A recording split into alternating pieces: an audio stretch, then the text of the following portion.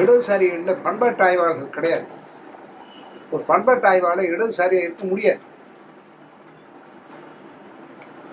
ஏன்னா இவங்க எல்லாவற்றையும் கொட்டி, இவங்களுக்கு தமிழ்னோ திராவிடம்னோ பேசுகிற எல்லா விஷயத்தையும் கொட்டி கவுக்கிறது அப்படிங்கிறதா இவங்களுடைய நோக்கம்.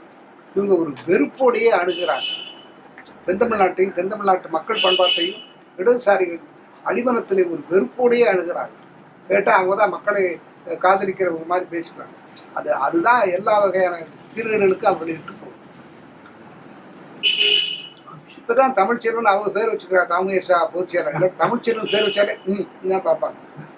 கண்டம்சியஸ் இதுதான் இருக்கும்.